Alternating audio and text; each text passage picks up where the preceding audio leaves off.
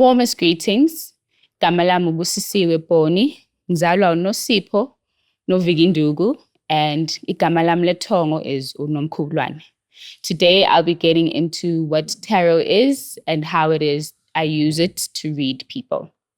So my journey started off as umuntu who thought ukuthi bekumele athwase, and I went to ePhehlweni 2 different times.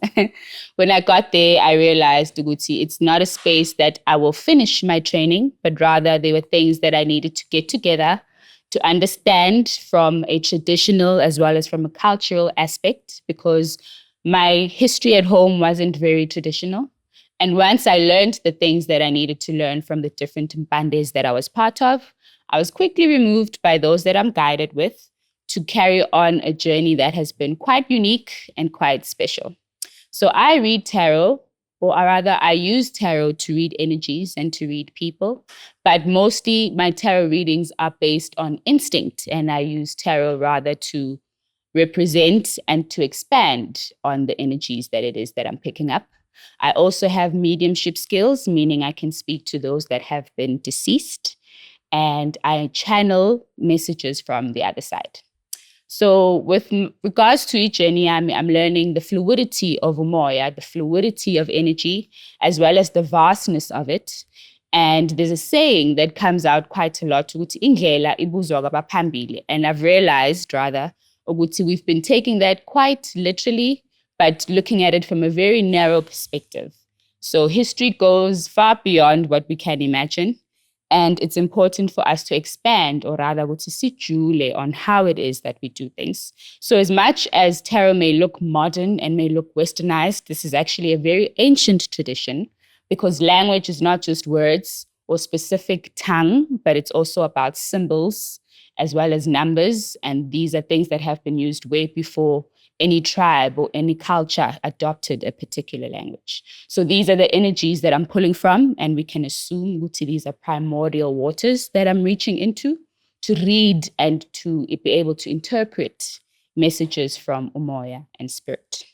It's been a very interesting journey, super colorful, and I don't like to pinpoint any sort of culture attached to what it is that I do, but rather I pick from different traditions, different lineages, and different cultures to bring about a specific message for an individual, because for the collective to thrive, each individual needs to understand how it is they contribute to the collective. Healing to me is a very personal journey.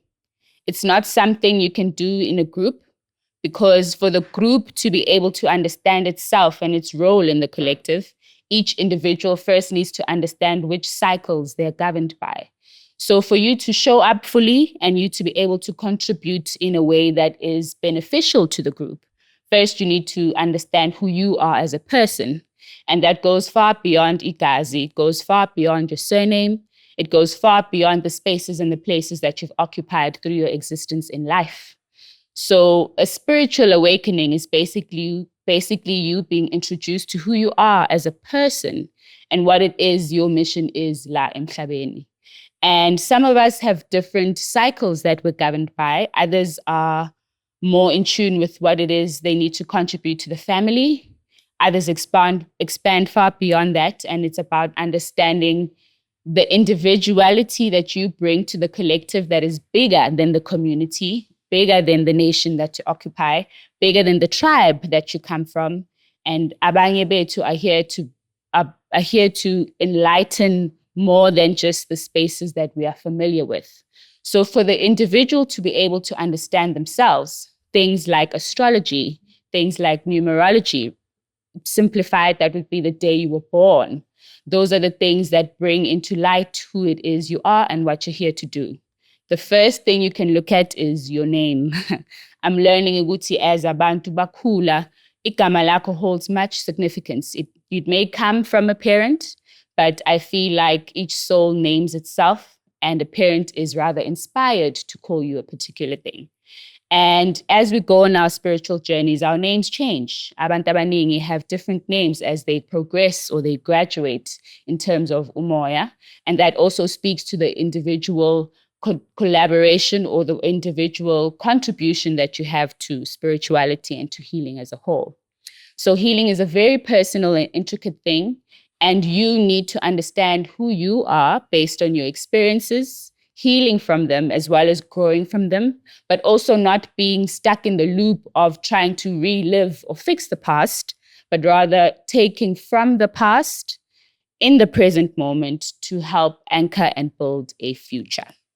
So the past is not something that you should be attached to, but it should be used as a tool bag, for instance. This is why I don't try to link what I do to any specific tradition, because there are many histories. And unfortunately, as people, history sometimes is told through a very dense lens, and emotions play a big part in contributing how it is we tell history. And sometimes that becomes like a game of broken telephone.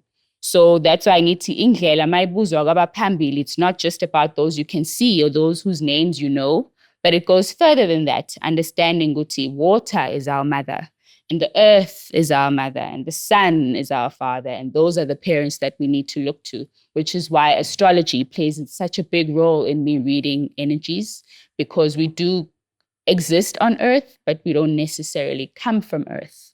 Also understanding that energy cannot be destroyed or created. We are all just reenactments as well as transmutations of what once existed. So this is why you can't box in anything and say that something is new, but rather things are transmuted and they're transformed into something new, but they have existed before in different forms, in different ways. This is why race is not something that should play a part in how it is that you perform your healing, because even the elders learn from the children. Because I believe that only a child can teach you how to be a parent, not a parent itself. And this is why, even though tarot cards may look like something modern or something Western, the history is actually very African and very ancient. And if we learn from all the people around us and the different cultures that have translated what once was only African into their understanding, we can learn different ways that are actually more relevant to the times that we exist in, because time is also something that exists. And in our healing practices, as well as in how we show up in the healing spaces, we need to bear in mind, Uti, we can't do things that have already been done, but rather we can learn from what was done and translate that into something that is relevant to the time that we exist in now.